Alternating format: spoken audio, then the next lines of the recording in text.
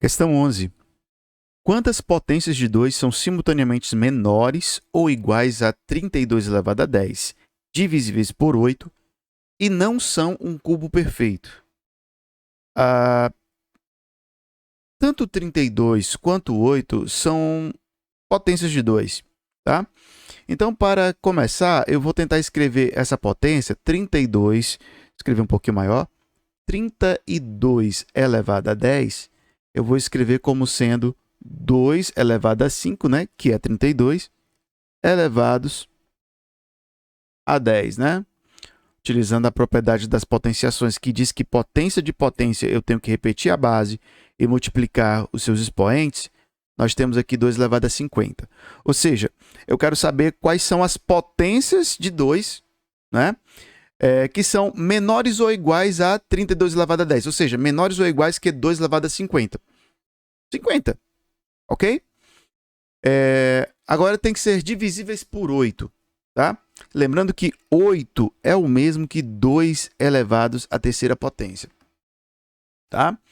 Então, assim, 2 elevado a 3 é divisível por 8, 2 elevado a 4 é divisível por 8, e assim sucessivamente até o 2 elevado a 50, né? Porque eu estou considerando valores menores do que 2 elevado a 50. Então, esse x aqui, ó, esse é expoente do 2, ele tem que ser menor ou igual que 2 elevado a 3 e tem que ser, eu me expressei errado, perdão. Esse 2 elevado a x tem que ser maior ou igual que 2 elevado a 3 e menor ou igual a 2 elevados a 50. Ou seja, tem 50 números inteiros aí nesse intervalo, que vai do 3 até 50. 48 números inteiros, perdão. Certo? Só que não podem ser... Cadê? Não podem ser cubos perfeitos. Tá? Ou seja, eles não podem ser, em hipótese nenhuma,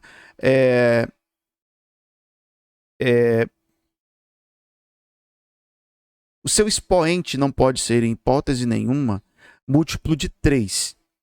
Tá? Porque ali eles vão ser cubos perfeitos. A saber, nós temos o primeiro deles, o 8, né?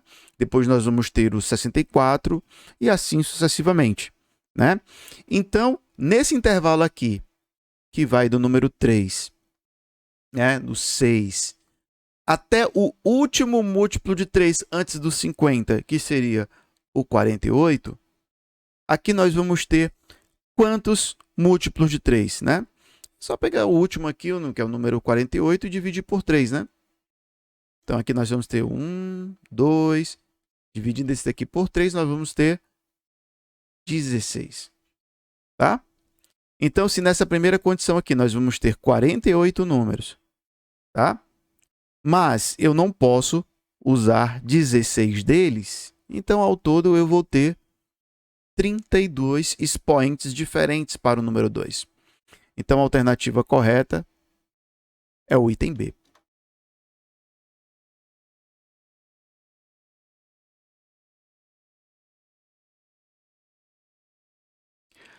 Décima segunda questão. Considere que uma pessoa escolhida ao acaso tenha igual probabilidade de ter nascido em qualquer dia da semana. Em um grupo de 3 pessoas, a probabilidade de que a terceira tenha nascido em dias das semanas diferentes está mais próxima de qual dos valores abaixo? Vamos lá. A primeira pessoa nasceu, não importa qual é o dia. Na verdade, importa, porque essa decisão ela vai ser importante para as outras duas decisões que a gente vai tomar, tá certo? Mas vamos considerar agora a segunda, tá? A segunda tem que ter nascido em dia diferente da primeira, né? Então, qual é a probabilidade de que isso aconteça? A probabilidade de que isso aconteça é 6 dias de um total de 7, né? E uma terceira pessoa nasceu. Qual é a probabilidade de que ela tenha nascido em dias da semana diferentes das duas primeiras? 5 de um total de 7. Então, nós estamos falando de uma probabilidade de 30 por 49. Certo? E aqui, sobretudo, né, a gente está falando de valores próximos, né? A gente quer uma aproximação em valores percentuais desse fulano aqui, tá? Para que a gente não faça cálculos muito desnecessários, vamos só fazer o seguinte. Vamos pegar uma fração equivalente a 30/49, cujo denominador mais se aproxime de 100. Né? No caso, a gente vai multiplicar por 2 sobre 2. Tá? Então, o que a gente vai encontrar? No denominador, 60. No numerador 60, perdão. No denominador, 98.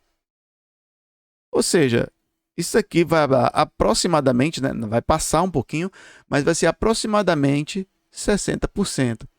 Então, a alternativa correta é o item C, 60%.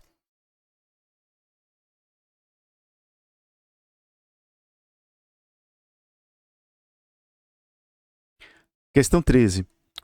Um campeonato amador de basquete será disputado em uma única quadra e todos os times se enfrentarão em turno único, isto é, cada time jogará com todos os outros apenas uma vez. Se as limitações do uso da quadra permitirem que sejam disputadas no máximo 80 partidas, qual a quantidade máxima de times que poderá participar deste campeonato? Nós vamos considerar aqui que N é esse número máximo, tá? Número máximo de times. E assim, quantos jogos vão ser permitidos? No máximo 80, tá? Mas jogos são apenas entre dois times, né? Entre duas equipes. Então, basta a gente fazer uma combinação de N 2 a 2, que a gente vai saber a quantidade de partidas que vai poder ocorrer nesse campeonato. Ou seja, que vai ser N fatorial dividido por 2 fatorial multiplicado por N menos 2 fatorial. Simplificando um pouquinho, né, nos livrando um pouquinho dos fatoriais, N vezes N menos 1 vezes N menos 2 fatorial. Isto é para um N maior do que 3, né? Digamos assim. Maior ou igual. Então, vai ser dividido por 2, né? 2 fatorial é 2, vezes 2 menos N menos 2 fatorial. Né? Cancela esses dois números aqui. E nós temos que o número de partidas vai obedecer essa regrinha aqui. N vezes N menos 1 dividido por 2. Tá? O que a gente sabe é que esse número tem que ser menor ou igual a 80, né? Afinal, a gente vai ter que ter no máximo 80 partidas. Então, passando esse 2 para o outro lado multiplicando, o N multiplicado por N menos 1 vai ter que ser menor ou igual a 160. Tá? Aqui não há muito o que pensar, que raciocinar, né? Nós temos aqui dois números que multiplicados, dois números consecutivos, né? É o N e o N menos 1.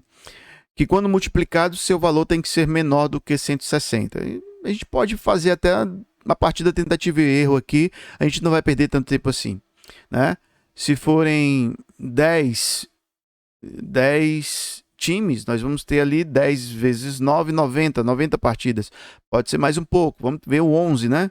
11 fica 11 vezes 10, 110, né? Se fosse 12, seria 12 vezes 11. 12 vezes 11 é 132, né? Se fossem 13, vamos lá, se fossem 13 é 13 vezes 12, né? 13 vezes 12, olha aqui. 13 vezes 12 é 156, né? Não sei nem porque eu escrevi aqui. 156. Né? Que, obviamente, é menor ou igual a 160. E eu duvido piamente que o 14, né? 14 times, né? Que vai ser 14 vezes 13, vai ser um número que vai ser menor. Na verdade, eu acho que vai ser maior do que 160. Tá? Logo, o número de times possíveis é igual a 13. Né? A alternativa correta é o item D.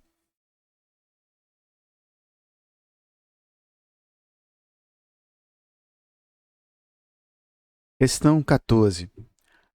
Na figura, AB é igual a AC, que é igual a 7. CB é igual a 2. BD é igual a 10. IBE é bissetriz do ângulo DBA. Nessas condições, AE é igual a quanto? Como quero deixar em destaque, aqui aparece a palavra bissetriz, né? E ele quer saber quem é essa distância aqui. A gente pode usar o teorema da bissetriz interna para determinar quem é essa medida se a gente tivesse esse valor aqui, né? Coisa que a gente não tem. Né? Lembrando que o teorema da bissetriz interna significa dizer o seguinte, ó, esse lado aqui, AB, ele está para AE, assim como BD está para DE.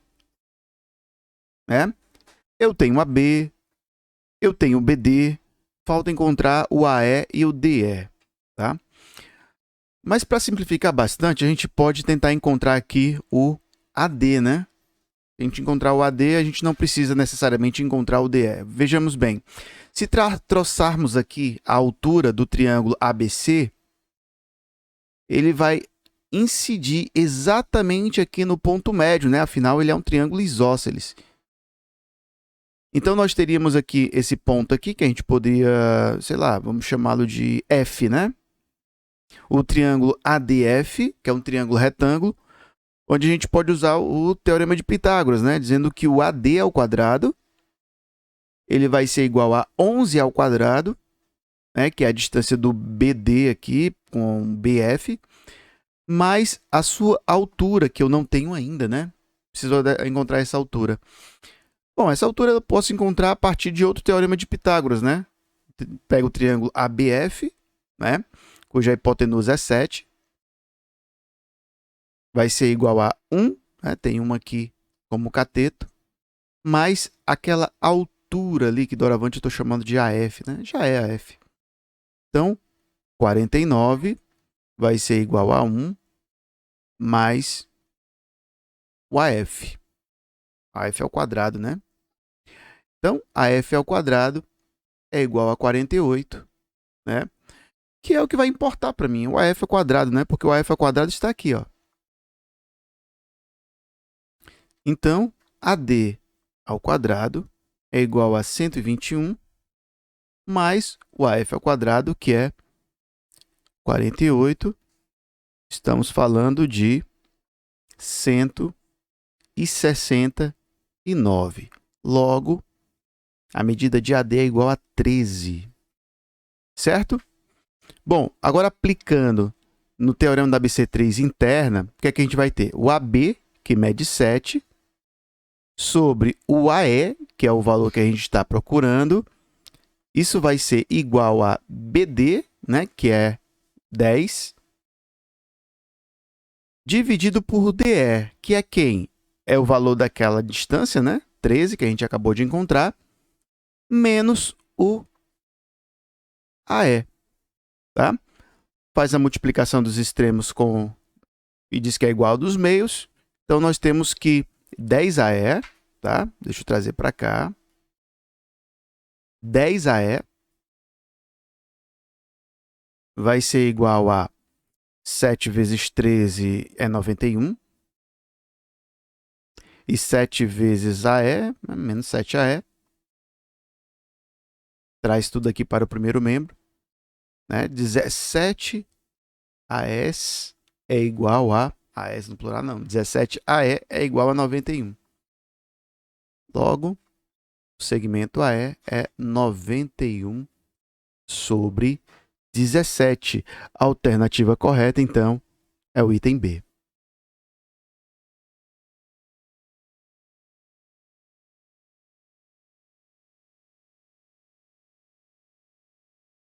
Décima quinta questão. O lucro de uma empresa reduziu 10% no mês de agosto, quando comparado ao lucro obtido no mês de julho. No mês de setembro, houve um aumento de 11% em relação ao lucro do mês de agosto.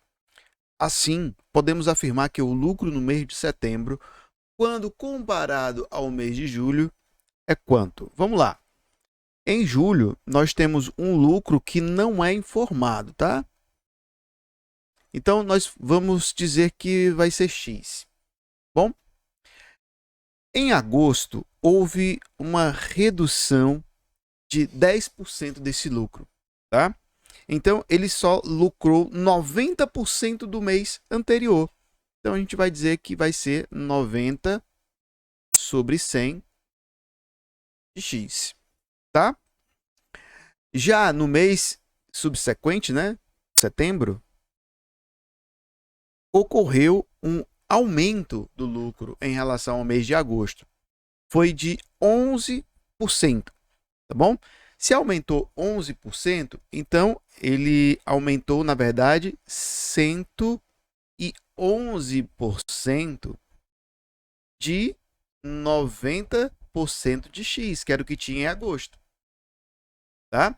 Ou seja, os 100% mais os 11%, o que dá 111%. Então, eu vou conservar aqui o 100 no denominador, tá? E vamos fazer o que puder para achar a resposta aqui de uma forma um pouco mais rápida. Então, isso aqui vai ficar 999 dividido por 10. Isso vai dar 99,9 de x, né? 99,9% de x. Tá? Então, o que foi que aconteceu em relação ao lucro de julho?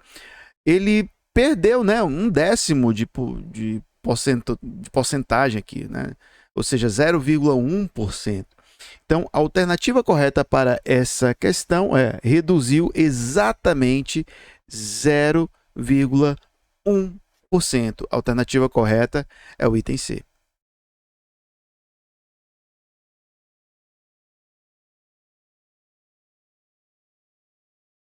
Questão 16. Sobre os catetos de um triângulo retângulo cujo maior ângulo mede alfa, são construídos hexágonos regulares e sobre a hipotenusa um triângulo equilátero, conforme indicado na figura. Se a tangente de alfa é 2 e a área do hexágono menor mede 1, então as áreas do triângulo equilátero e do hexágono maior medem respectivamente quanto? Bora, eu vou começar com a informação de que a tangente de alfa é igual a 2, né? Lembrando que a tangente de alfa ela é o cateto oposto dividido pelo cateto adjacente. Sendo assim, essa medida aqui do cateto oposto, ela tem que ser exatamente o dobro do cateto adjacente, certo? Isso vai nos ajudar a determinar quem é a área deste hexágono maior, tá? Porque assim, ó, se nós tivermos aqui o hexágono dividido em 6 partes idênticas, né? Que foi mal dividida aqui por mim, perdão, deixa eu pegar aqui mais ou menos como é para ser. Vou voltar aqui, deixa eu botar esse ângulo aqui para 60 graus, que deve ser o que eu necessito, 60 graus. Aí eu vou dividir aqui, ó. 60 graus, nós temos a primeira diagonal, 60 graus só que no outro lado. Vou aproveitar o ângulo zero aqui, só para cortar aqui no meio. Ok? Eu estou fazendo exatamente os mesmos cortes que eu fiz ali no outro hexágono, tá certo? Mais 60 graus para cá.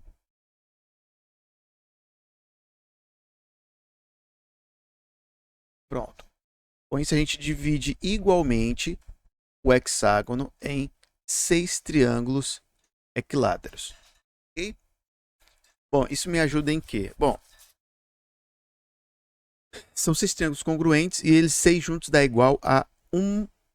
Ele não colocou uma unidade de área, mas dá uma unidade de área, tá? Então, esse triângulozinho aqui, em específico, ele é um sexto de área, tá certo? E, obviamente, se eu separar esse triângulo equilátero aqui, só esse, em outros triângulos equiláteros, eu vou obter um total de 4 triângulos equiláteros congruentes a esse de um sexto. Ou seja, cada triângulo equilátero vermelho que está desenhado aqui são 4 sextos, né? Ou seja, 6 vezes 4 sextos Isso dá igual a 4. Ok? Então, enquanto a área do primeiro hexágono é 1, né? Vou colocar aqui, a área dele tudo é 1, a área do maior é igual a 4. Certo? Faltando apenas descobrir qual é o tamanho aqui do triângulo equilátero, desse outro triângulo equilátero. Tá certo? Façamos o seguinte, a gente sabe que a área de um triângulo equilátero ela é lado ao quadrado raiz de 3, raiz de 3 sobre 4. Tá? Eu vou chamar esse lado aqui, do menor lado, de L1, o lado aqui médio de L2 e a hipotenusa de L3. Certo? Se eu quero saber quem é o L1, basta eu igualar isso daqui a 1/6. Né? Então, o que é que eu tenho? Eu tenho que o L1 ao quadrado é igual a 4 sobre 6 raiz de 3. Ok? Vou deixar assim por hora. Se eu quiser saber quem é o L2, o L2 é ao quadrado raiz de 3 sobre 4, ele vai ser igual a 4 sobre 6, né? 4/6. Dá para simplificar, mas eu vou preferir deixar assim, tá? Logo, o L2 ao quadrado, ele vai ser 16 sobre 16 sobre 6 raiz de 3. Tá? Como é que eu faço para encontrar, então, o L3? Bom, o L3, de acordo com o teorema de Pitágoras ao quadrado, vai ser igual a L2 ao quadrado mais o L1 ao quadrado. Tá? O L2 ao quadrado é 4 sobre 6 raiz de 3, né? Mais o L1 ao quadrado, eu troquei. Vou voltar tudo aqui. O L2 ao quadrado é 16 sobre 6 raiz de 3. Né? Mais o L1 ao quadrado, aí sim é 4 sobre 6 raiz de 3. Ou seja, o L3, melhor dizendo, ao quadrado, vai ser 20 sobre 6 raiz de 3, né? Simplificando, isso aqui vai ser 10 sobre 3 raiz de 3. Ok? Pronto, acho que aqui já é suficiente para a gente encontrar quem é a área do triângulo, né? A área do triângulo, como já foi exposto, bem aqui, ó, ela é o lado ao quadrado vezes a raiz de 3 sobre 4. Né? Esse lado aí, no caso, vai ser o meu L3, né? Que vai ser 10 sobre 3 raiz de 3 vezes, né, raiz de 3 sobre 4. A raiz de 3 pode ser cancelada com essa outra raiz de 3. Né? O que sobra aqui, a área vai ser 10 sobre 12, né? Que simplificando é 5/6. Então, a área do hexágono maior mede 4 e a área do triângulo equilátero é 5 sobre 6. Tá? Dentre as opções que nós temos, deixa eu ver aqui, a opção correta é o item A. Próxima questão.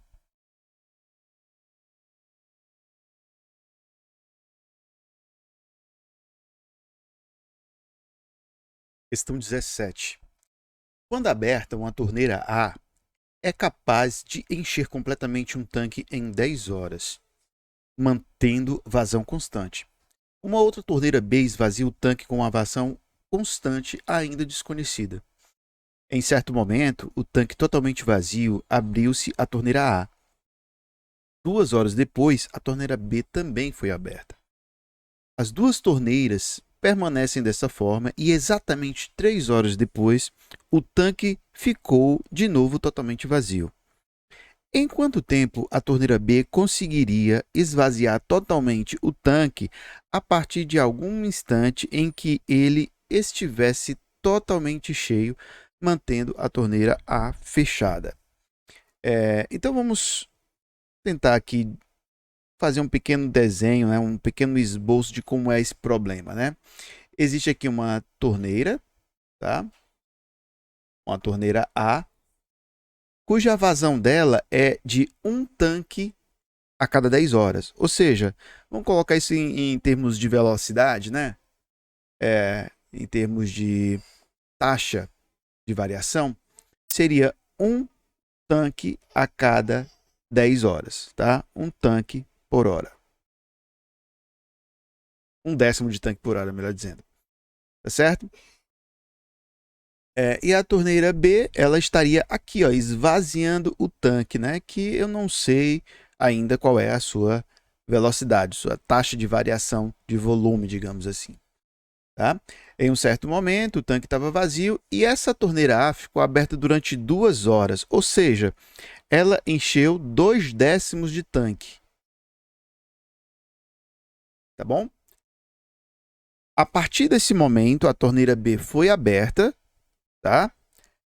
Mas a A continuou também aberta, né? Então, assim, depois de 3 horas foi totalmente esvaziado.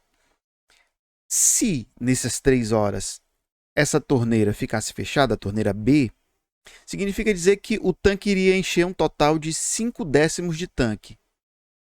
1, 2, 3, 4, 5 décimos de tanque. Né? Aqui está aparecendo completo, mas vamos supor que é só 5 décimos. Tá? Então, o que foi que aconteceu? Essa torneira B, ela conseguiu esvaziar 5 décimos de tanque em 3 horas. Tá? Então, a sua vazão, vou colocar assim, vazão de B, né? Foi o quê? 5 décimos de tanque, ou seja, 0,5, né? Vou colocar um meio, tá? Num total de 3 horas. Ou seja, a sua vazão é de 1/6 do tanque por hora. Ou seja, ela esvazia um tanque em 6 horas.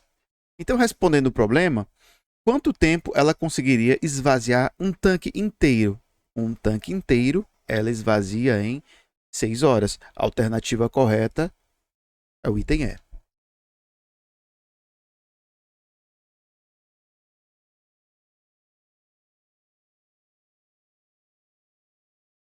Questão de número 18. Uma lagarta sobe um muro alternando 1 hora acordada com 1 hora de sono. A cada hora acordada, ela sobe 1/4 da altura do muro. A cada hora de sono, caso ainda não tenha chegado ao topo do muro, ela escorrega e desce 1/5 da altura do muro. Em quantas horas, computando as subidas e as escorregadas, a lagarta atingirá o topo do muro? Bom, antes de fazer qualquer tipo de consideração, vou separar aqui o muro em 4 partes. Tá? Por quê? Porque é o seguinte, quando acordada, a tal da lagarta ela sobe 1/4 do muro.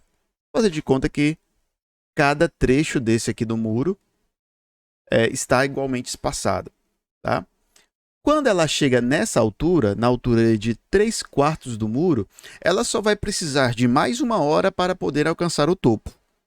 Correto? 1 hora acordada, ela consegue fazer 1/4 da sua altura, da altura do muro, e ela consegue atingir o topo. Então, o que é que eu vou precisar? Eu vou precisar computar apenas quanto tempo ela leva para chegar nessa altura aqui.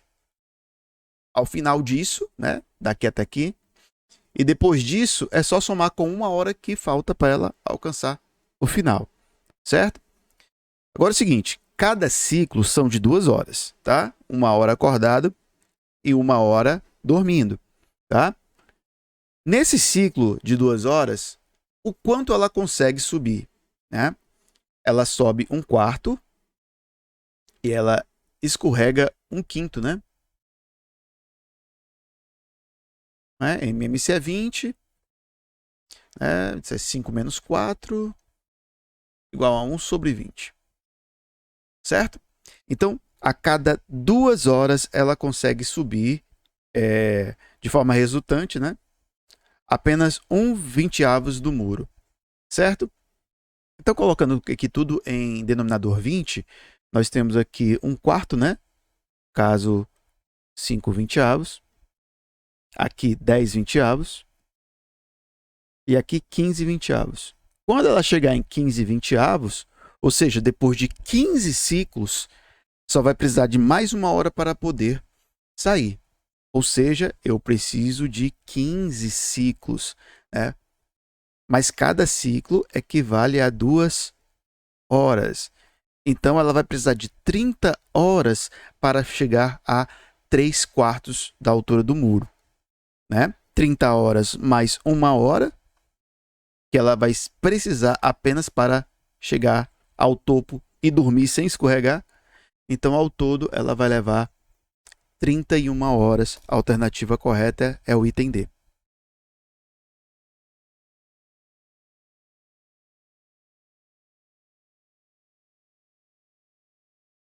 Questão 19. Na figura abaixo, ABCD é um quadrado de lados de medida 2. BE é igual a CE, que é igual a 4.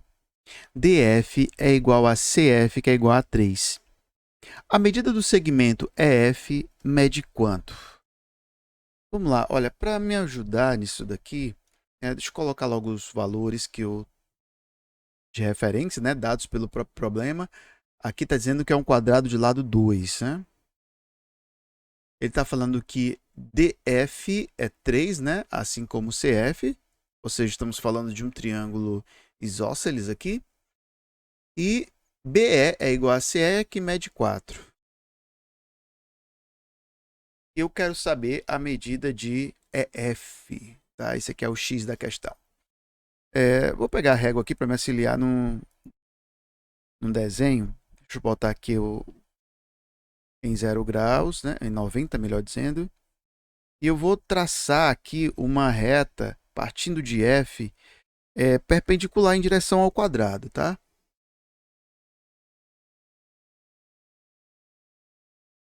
Pode passar aqui, não tem problema nenhum. Vou fazer a mesma coisa com o E, tá? Vou passar uma reta perpendicular ao lado do quadrado partindo de E. Tá?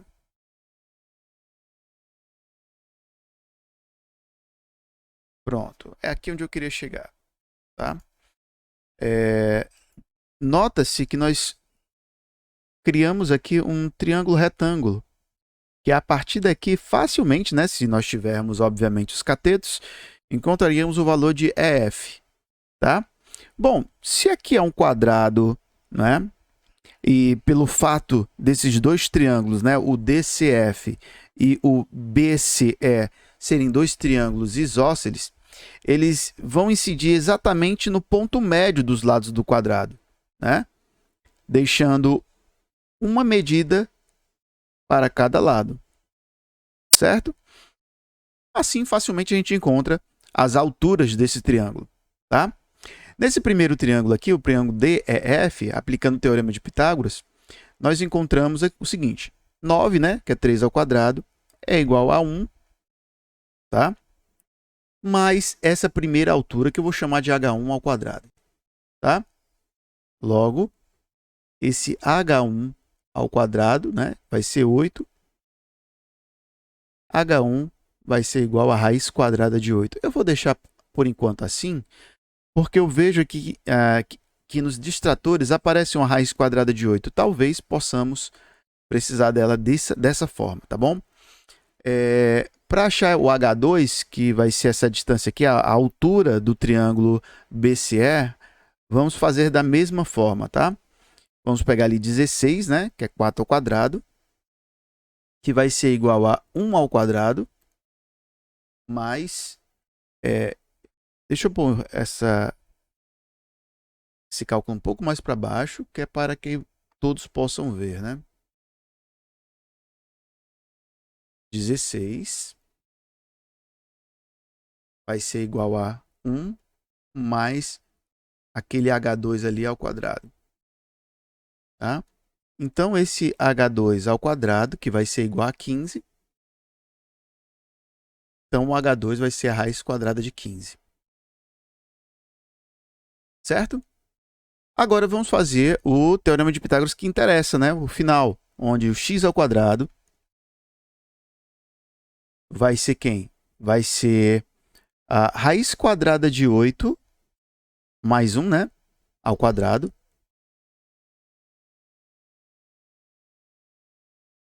Mais a raiz quadrada de 15 mais 1 ao quadrado. Então, vamos lá, x ao quadrado. Vamos desenvolver esses dois binômios, né? Raiz quadrada de 8 mais 1 ao quadrado vai ser quem? Raiz quadrada de 8 ao quadrado mais 2 vezes raiz quadrada de 8 vezes 1, raiz quadrada de 8, mais 1 ao quadrado, que é 1. Mais o próximo binômio, né? Vai ser, arrastar aqui um pouquinho para o lado, tá? Depois eu volto à posição. Vai ser o quê? Raiz quadrada de 15 ao quadrado, mais 2 vezes a raiz de 15 mais 1, né? Vezes 1, aliás. 2 raiz de 15, mais 1 ao quadrado, que é 1. Aqui a gente pode cancelar, né, as potências com as raízes, né? São operações inversas. E o que é que nós temos? Temos que o x ao quadrado será 8 mais 1 mais 15 mais 1. Isso dá 16, 24, 27. 7. É isso mesmo? 8 mais 1, 9. 9 mais 15, 24. 24 mais 1, 25. Espera aí, vamos corrigir isso aqui. Mais 2 raiz de 8 mais 2 raiz de 15, né? Fazendo a raiz em ambos os membros, a gente vai encontrar que o x vai ser a raiz quadrada de 25 mais 2 raiz de 8 mais 2 raiz de 15. Né? Fecho aqui a raiz. Então, voltando aqui para as minhas opções, para os meus distratores, a alternativa correta é o item E. Ok?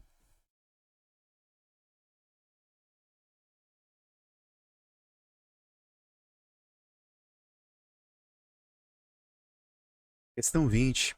Dois móveis partem do mesmo ponto e descrevem trajetórias retilíneas e perpendiculares entre si. Os móveis possuem velocidades constantes v e 2v, respectivamente. Após um tempo t, a distância entre os móveis é igual a x. A partir daí, passados mais 3t's, a distância entre os móveis é igual a quanto? Né? Vamos tentar descrever aqui como é que seria esse movimento, tá? Tem um determinado móvel que está aqui e ele vai viajar nessa direção e sentido, ok? O segundo móvel vai viajar perpendicularmente a este, né? Nessa direção e sentido, tá bom? Quando estiver atingindo um tempo t, né? O primeiro móvel vai estar mais ou menos aqui, ó. O segundo móvel vai estar o dobro disso, já que ele vai estar com o dobro da velocidade, certo? Então, nós temos essa primeira distância aqui, que é a distância que ele chamou de x. Ok? Lembrando que aqui é uma distância e aqui é o dobro dessa distância. Quando passou 3 tempos desse, ou seja, ele vai estar aqui, ó, 1, 2, mais ou menos aqui. Tá? Ou seja, vai ser 3 vezes essa distância. Obviamente, o outro móvel vai estar 3 vezes essa distância aqui. 3 vezes essa distância vai dar 6d, ok? Que seria uma outra reta, né, paralela a essa, observada as proporções, né? Então, seria algo mais ou menos isso daqui, ok?